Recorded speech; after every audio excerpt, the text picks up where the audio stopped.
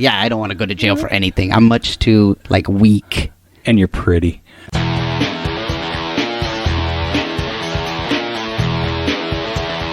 You are listening to the Stand Up Dads podcast.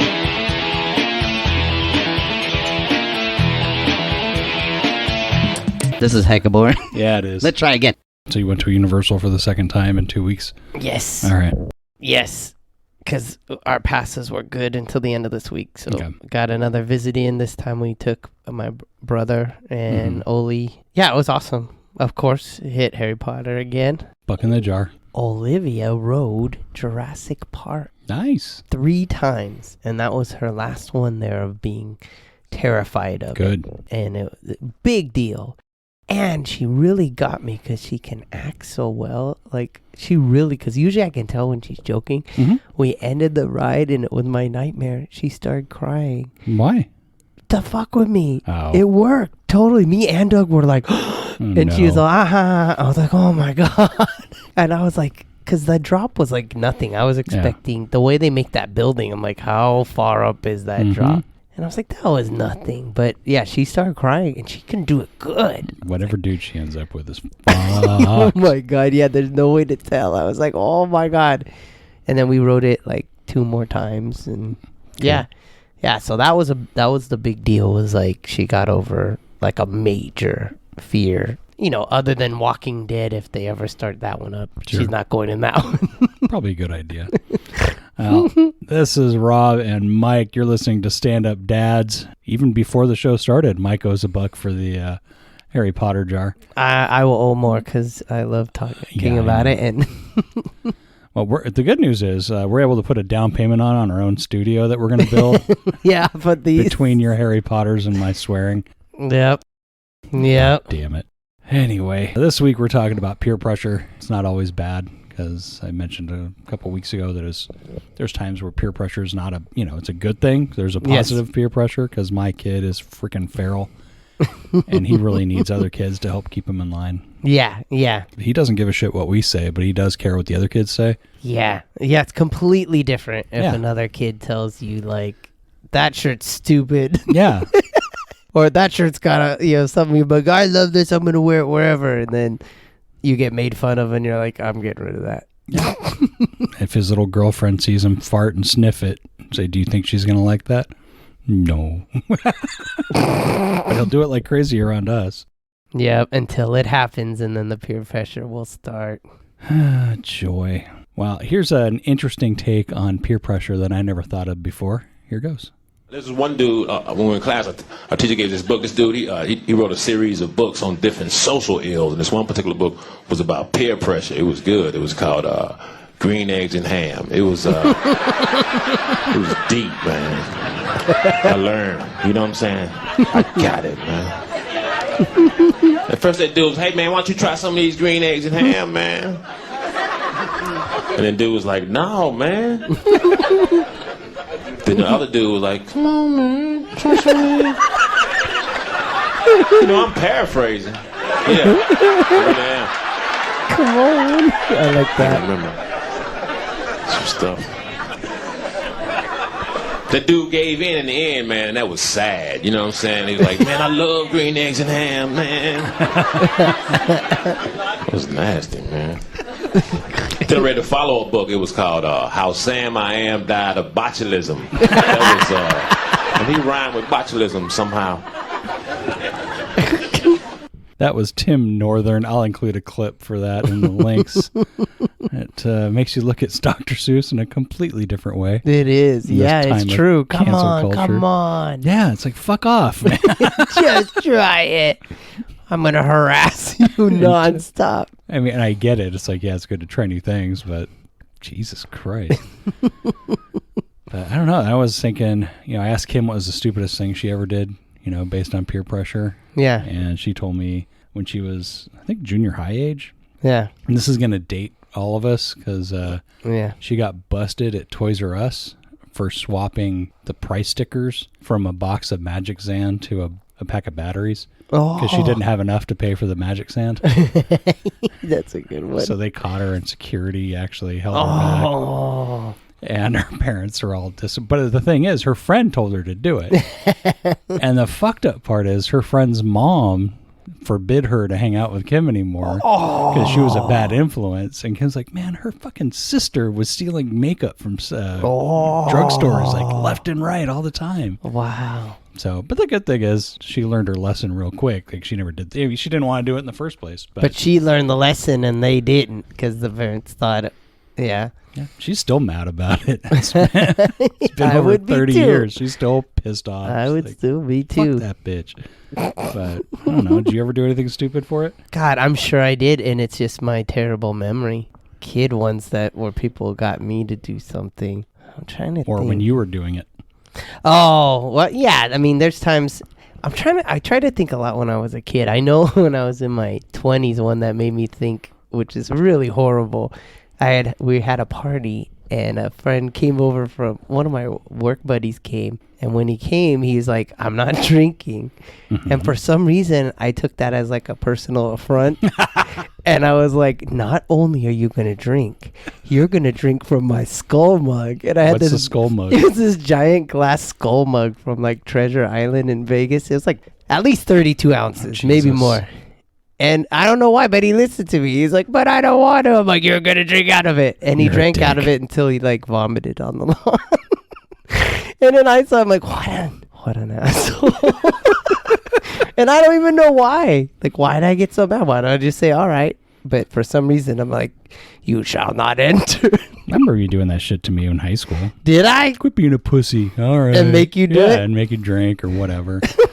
Like, okay, I want to hang out with Mike. But peer pressure changes from when you're a kid to when you're an adult. Here's Hannibal Burris telling us how. Okay. I'm 26. And it's funny how peer pressure has changed for me at 26 from when I was a teenager. When I was a teenager, my friends would pressure me into like drinking and smoking weed. And now at 26, my friends pressure me into doing stuff like hiking. Hey, Hannibal, you want to hike? No, I don't want to hike. That sounds like a horrible idea. Why don't we walk somewhere paved where we're supposed to walk? Just in case that walk goes back, I just hop in a taxi. Yeah. That's totally true. Yeah. It's like, oh, here, try kombucha. Fuck you. I don't want to. I have one friend that I still owe him because he was just like, come on. He wants me to go backpacking with him. And I'm like, I hate camping. I don't want to backpack. And I said I would do it. So at some point I will. But then he describes how he likes to go backpacking. And his is like wanting to go find areas that aren't on the path. I'm like, that's how these movies start where people die. This is how you get found by the people who live in the crevices and eat your liver. But you feel so much better when you come back alive. No, that's not. I want the paved road. I want the hotel room. It's because you're a soft little bitch. I want to be able to see where I have to get out of there. Yeah, I don't know. I miss backpacking. I haven't been able to do that in a while. I definitely couldn't reach the places I was able to reach before, my fat ass. I was thinking about like my first serious peer pressure where I did something wrong. Yeah. Was when I was 14 working at Togo's.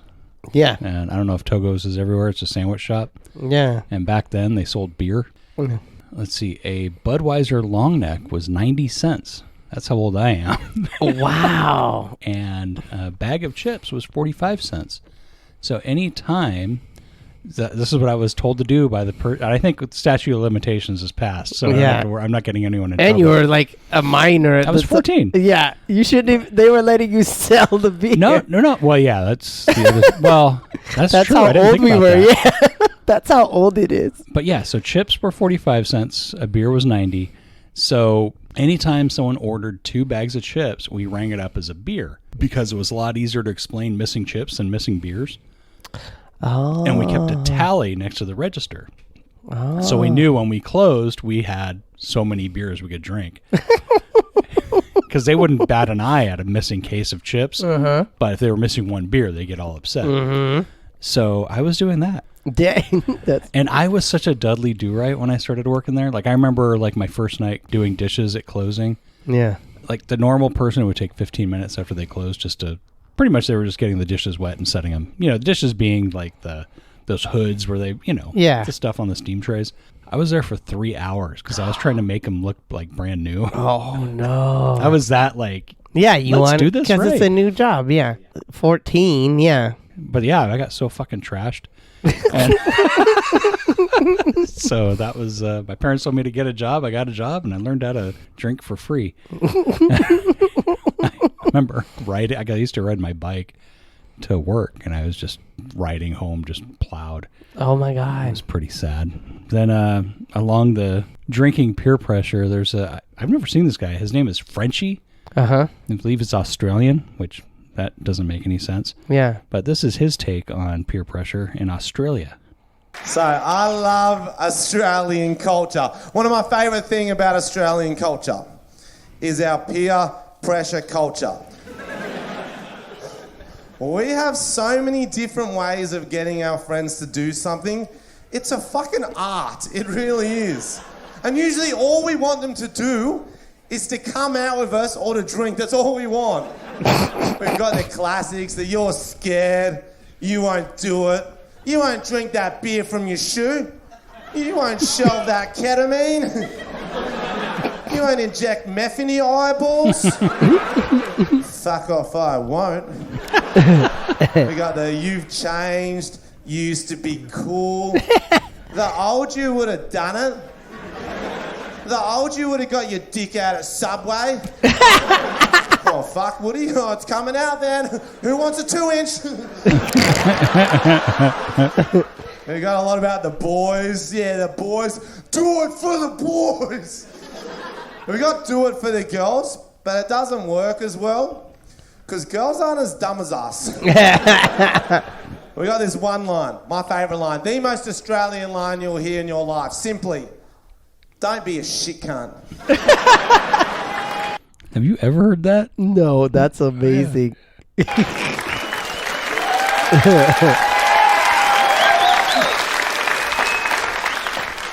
one wants to be a shit cunt. My friend had this really good one. He got it from the movie Transformers, the original one, Shia LaBeouf, Megan Fox in it. There's this scene in it where Shia LaBeouf's in the car. He's trying to get Megan Fox to come in because she's freaking out about the robots because she's a fucking muggle like that. A muggle. And this is how it goes, word for word, okay. He goes, get in. She goes, no. Not in that voice. No. Nah. She says it in an American accent. Get in. Now.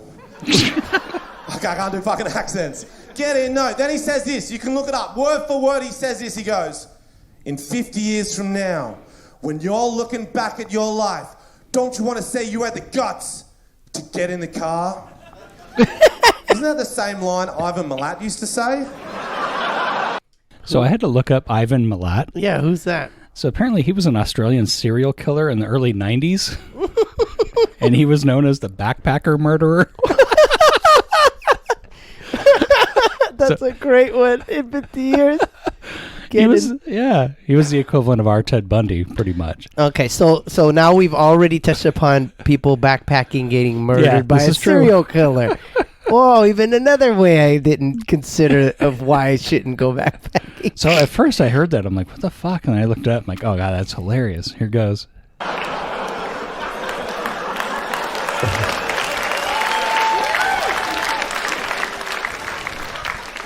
And in the movie, she gets in the car. How would that work in real life? Oi, Frenchie, in 50 years from now, when you're looking back at your life, don't you want to say you had the guts to buy the first round for the boys? Okay, we'll definitely work in real life. I'm fucking straight up there. I love that. By the first round. Because, yeah, we say some stupid shit. I don't know. I remember... We can't even say in 50 years anymore. No, I don't... Now we'll be dead. Yeah. Or we'll be like really... No, I'm not going to be around. You could be, but it could just be your head on top of something. That's No. like, boop, I'm boop. good. I don't think I'm going to be around in 15 years, but anyway. But along the lines of that, I remember we had a party at a guy named Gene's house in high school. Do you remember that one?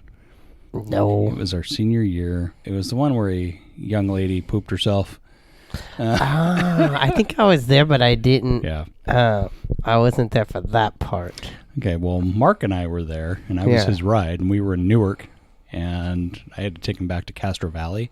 Yeah. And I remember that I had quite a lot to drink, and I remember the cops showed up, and they said, dude, we got to go. And I was in no shape to be driving. Yeah. And I couldn't start my own car, so they put Mark and me in my car, started it for me, and then I drove home from Newark to Castro Valley. Wow. Holy crap. There's some peer pressure when they start your fucking car for you No, and tell you to drive do home. it. Yeah. Yeah, but it's not always so serious. Here's a guy named Daniel Sloss talking about a different type of peer pressure. Here goes. Well, let's follow the train of logic, shall we, right? I didn't like alcohol. I met people that drank alcohol. Now I drink alcohol. I didn't like drugs. I met people that took drugs. Now I take drugs. I've met loads of vegans.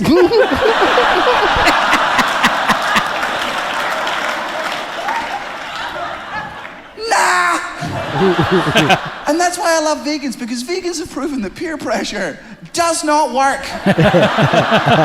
What a fucking myth. Not drinking when your friends are drinking. Oh, that's tough.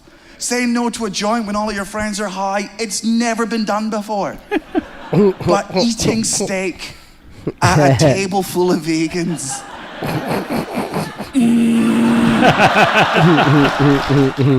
All right. Thank you, David.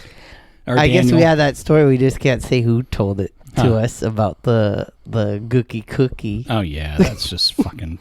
Is that too much for this? We talked about it here Did once, we? I think. Yeah, it was like he was pledging for a frat, and I hope that those stories were just made up. I hope so, too, because that's ultimate of peer pressure.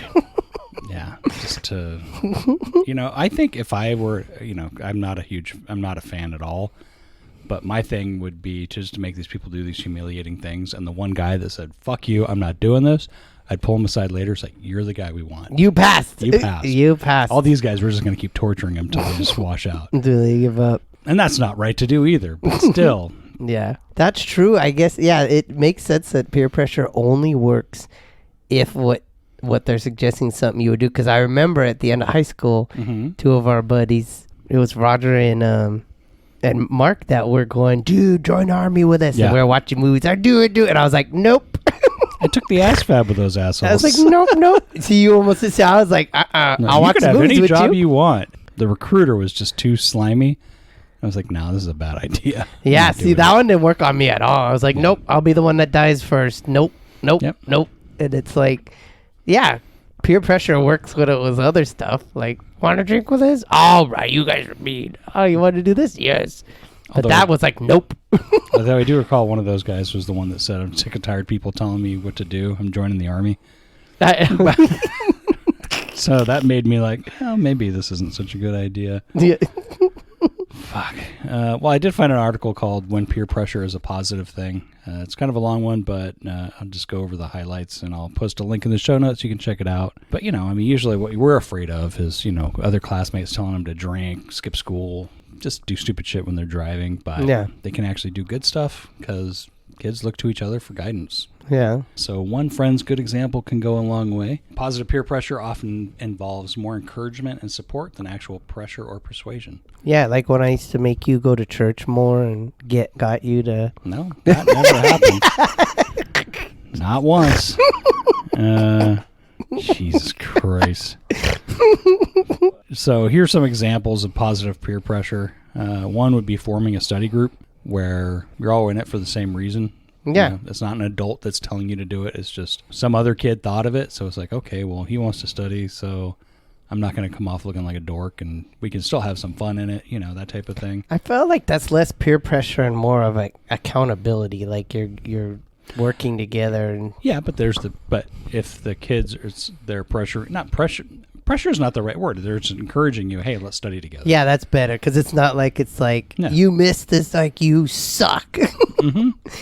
You can't come anymore now. Yeah.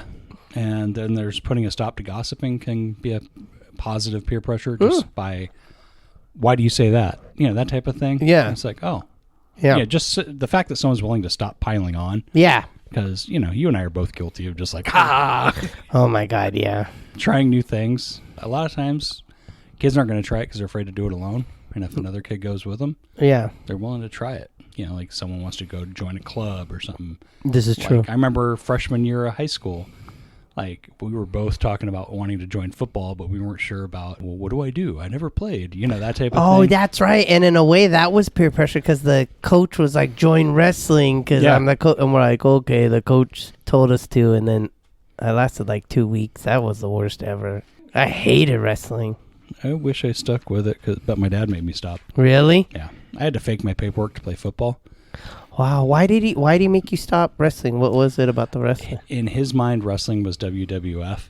Oh, like he thought you were going to get really hurt and throwing chairs at each other. Yeah. They talk about adults can lay positive peer pressure on each other. Interesting that you brought up the thing about the guy that didn't want to drink. Yeah. They have an example here of a guy says, you know, hey, have a drink. It's like, no, I'm good. I'm driving. Come on, one's not going to hurt. It's like, yeah, but I just don't want it. And then just give me a sparkling water. Yeah. And then you give it, and then you notice that the guy that was pushing it suddenly isn't drinking either. Yeah. Or he just drinks like a fucking fish. Yeah. Whatever. I guess I'm that person now. Yeah. Yeah, because I will be the one that says, no, I'm not going to. I don't. And that sometimes I've got people who go, well, I'm not going to. Well, people don't know what to do. Yeah. You know, because they're so used to joining the rest of the crowd. And yeah. Now it's just, I don't give a fuck. It is funny because it's so random that when I was at Harry Potter World, I bought this mug, so there's another $1. Mm-hmm. But I was getting it for Annie, but you could only get it by buying a beer. And I'm like, well, I just want to buy the mug. I don't want a beer. And they're like, well, I guess you could do that. And they sold it to me. Mm-hmm. But then when I went to pick it up, they gave me a beer. And they're like, you can have a beer. I'm like, well, dump it out. I don't want it. And they're like, what? I'm like, it's just funny that it's like even there, they couldn't expect, why would you not want it? Like, it's part of the cost. I'm like, dump it. I wouldn't want it because it's a shitty mug. Oh, how rude. We like it. Well, that's how they get you, because there's not much to get that's like unique to you can only get it there. Yeah. Shitty mug. How dare you? Shitty mug. But I mean, they pretty much talk about how you're going to notice, you know, as your kids get older, they pull away from you and start looking to their friends, which is scary as fuck. Yeah. They're definitely vulnerable to peer influence. Teens are more likely to make positive choices for themselves when they see classmates doing things like this: participating in sports and clubs, speaking up against bullying or gossip, helping others, and volunteering or getting a part-time job. Although me getting a part-time job led me to stealing from a corporation and getting drinks for free. Anyway, they might want to do these things already, but just seeing that other kids are doing it, takes away the stigma of things being uncool. So, yeah. And it all comes down to hoping that they get into a good group of kids. Yeah. Because my kid has bad taste in his friends. Right. But and hopefully none of his friends' parents are listening right now. But, you know, as far as how peer pressure works, there's explicit and implicit.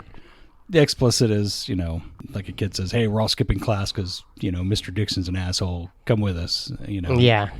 And then there's the implicit where it's just unspoken stuff. And then suddenly your kid is like wanting to, like suddenly changing different music or wanting to play games he's never talked about.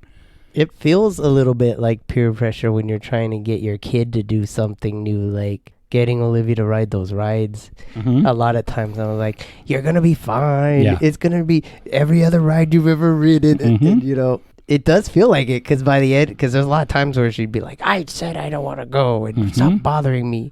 But then when she did it, she was happy. Mm-hmm. But it was just funny that it sounds like it the more we're talking about this. Yeah. And then, but when we were walking after she rode Jurassic Park, it's like we go through these things where she's finally made these like leaps forward and she goes on these rides she was afraid of or whatnot. Mm-hmm. Then we walked by this guy and his two kids who were like, one kid must have been like 6. And they're like, we don't want to ride the Mummy. He's like, you're riding it and just save it. Just get it. We're going. I don't even want to talk about it. I was like, see, it could have been like that. She's like, that doesn't make it better, but it could be like that. Yeah, but I mean, just, you know, like having, I bet you she would want to ride everything if you brought another friend along of hers. If that friend wanted, if that friend was it's like Annie, I mean, was your peer pressure. Yeah, that made it work, stand in last time. It's like, okay, I don't want to not look cool in front of Annie. Yep. So I'm going to go do this. And it was fine. Yeah. Of course, then you'd feel really like shit if she got scared, barfed, and shit herself. And part of it, too, the peer pressure, I think that worked was she also was, like, excited to come back and tell the cousins and everybody. Yeah. Like, she's got something to brag about. Yes. Like, now she'll be the one if they come. Like, what's the matter, you? We'll wrap this thing up. Tips for fostering positive peer pressure. 1, talk to them. You should be talking to your kid anyway. Yeah. You can either offer guidance kind of subtly. Just figure out what you can do to improve things to nudge them that way without explicitly saying, you should do that. Yeah. Even just ask them, like, what is it? How do you feel when your friends talk about things you don't want or don't like? Yeah. And, even make them do the pros and cons thing. But and they also say to encourage rather than forbid because, once you forbid someone something, they want it. And then the subtle encouragement, the example they have is hoping they bring their grades up, praise their effort when you see them studying, and offer support. For example, if you'd like to have your friends over for a study session, I'll take your brother and sister out for a couple hours after school and bring back some snacks. Oh, that's cool. So it's like, hey, look, you're going to have the house to yourself. Yeah, that's cool. Aiming to promote healthy friendships, encourage them to spend time with friends who treat your child and other peers with kindness. Yeah. And also set a good example, because if you're an asshole, guess what? Your kid's going to be an asshole. Yeah, I guess, because that has been effective. I know with Olivia over the years, just anything her cousin does that's only 8 months older than her, without even trying, just the fact that she did it would make her suddenly be like, that's how she rode her bike. I spent a year trying to get her to ride the bike and was holding the back of the bike for a year. Like, don't let go, don't let. Went one weekend with her cousin sitting there, and I get a video back, and I missed it because all of a sudden she's riding it perfectly because Fury did it. Yeah. Fury and the how dare you do it. Yeah, because everyone's doing the after-school special peer pressure thing where it's like, here, smoke pot, here, drink this. Yeah. There's plenty of good things that you can get from peer pressure if you're smart about it. Yep. Just seeing that was enough to make her go like, I'm doing it. Now, we're going to pressure you to check out our sponsor, the Seattle Gummy Company. Yes, if you're cool. If you're cool, you'll get them. Click the link in our show notes and enter the code StandUpDads15 and get 15% off your order. They make high-energy mocha shots. 1 cup of coffee's worth of caffeine in 1 gummy. Works 5 times faster than a cup of coffee and is half the price of what you would spend at a chain coffee shop. And they're delicious. Yep. Mike and I, we've been enjoying them for over a year now. Could not say enough good about them. And, if you're not into the caffeine stuff, they've got one for you. They've got the CBD gummies. They have the multivitamin gummies. Yeah. I love the CBD ones. I love them. Yeah. And they're pineapple. They're hella good. Yeah. They're hella good. Anyway, click the link in the show notes so they know we sent you. Seattle Gummy Company, Stand Up Dad, tested and approved. Get shit done. Now, here's a story about a bad daddy. The first one is not necessarily a bad dad, but it's an awesome bad dad related article. Here it is. Do you have the world's baddest dad? An Indiana brewery wants to put his face on their beer can. Wow, that's... So there is a brewery in Fairmount, Indiana called Bad Dad Brewing. I need to reach out to them and make them a sponsor. Yeah. So you give them a story about how your dad just fucked up. Yeah. And the winner gets their face put on their beer can for a year as the Bad Dad of the Year beer. Get a $300 Bad Dad gift card that can be used to buy Bad Dad beer and pizza for a year. Yeah, I'm going to put the link in there so you can apply. You have to apply by May 31st. We can apply ourselves. Yeah. To put our head on it. That's true. Who wouldn't want... I want the... Let me see. They've got the Bad Dad of the Year. You can put your face on there. Here's what they're looking for. That's funny. And I quote, "We're looking for epic tales that best encapsulates everything your dad or father figure is to you and what you think will earn them a spot in our Bad Dad Hall of Fame.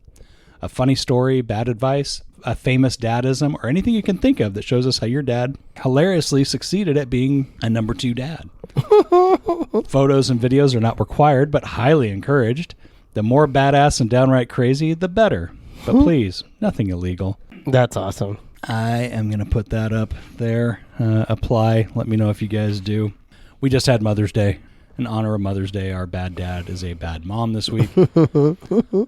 Florida mother, 35, is accused of instructing her son to punch another boy in the balls and gut before joining in the fight herself. Oh my God.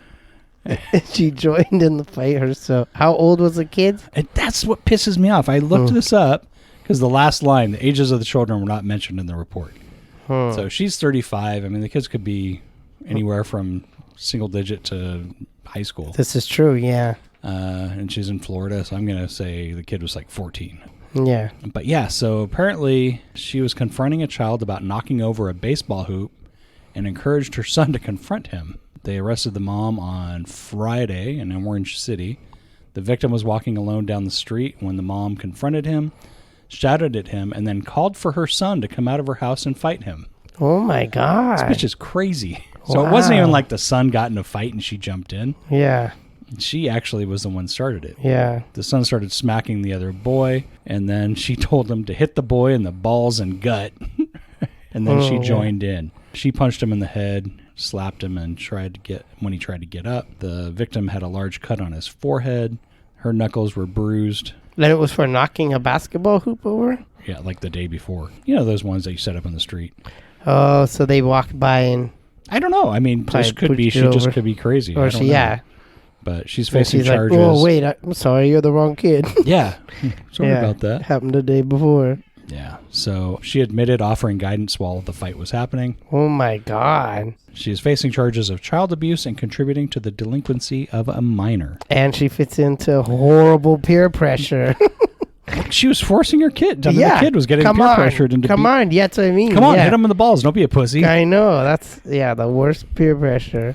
I'm your mom. And I could see the mom was probably cute when she was younger. I know, she's white. She's not your type. But anyway.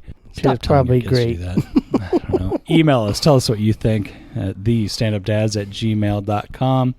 Subscribe. Rate us. That's how the show grows. And I just drew a frickin' blank. You have your gag on this podcast. No, I know. What is it, Kat? Kiki's really upset. Why? Well, thank God it turned out to not be cancer again on her chin. It's acne. So at 15, she's just hitting her adolescence and getting kitty acne, and she's really mad about it. Okay. And she's yelling at me too because we also were gone again on a trip. So double things. Like she's like, I've got acne and you're ditching me. Jesus. All right. Well, if you want to hire someone to draw a picture of your wife as a kid trying to steal from a store, who would they write to? I will draw that one for you. You would write to me, Pencil for Hire, pencilforhire.com, or Pencil for Hire on Instagram. Well, Mike's done trying to plug it, but I want to keep doing it. Clumsy Love. Mike has an autobiographical collection of his own comics. It's about 600 comic strips. Click the link in the show notes. Check it out. It's got his life before and after having kids. It is great. You'll like it, or else your next podcast is free. Again, Seattle Gummy Company. Click the link in the show notes. Enter the code StandUpDads15. Get 15% off your order. We love that shit. And finally, my side project, The Gag on This podcast, that is run by Big Nick. This month we've been interviewing other podcasts, and we've been having a blast. We did Film Rage a couple weeks ago, and that was great. Jim, he's up in Canada. That was a lot. That was probably some of the most fun I've had in a while. And we had Miles Long from Laughs and Rec podcast last week. That one's coming out this week. Cool. Just a good time. So we're having a lot of fun with that. You know, we want to go with the live stuff soon, but I have been enjoying being able to go to, not go, but to talk to guys that are out of the area. Just opens it up a lot. Try and pressure your kid into doing something good this week, and we will talk to you guys next week. Talk to you next week. Bye. Bye. Thing I want to say is thank you all for coming. Bye-bye.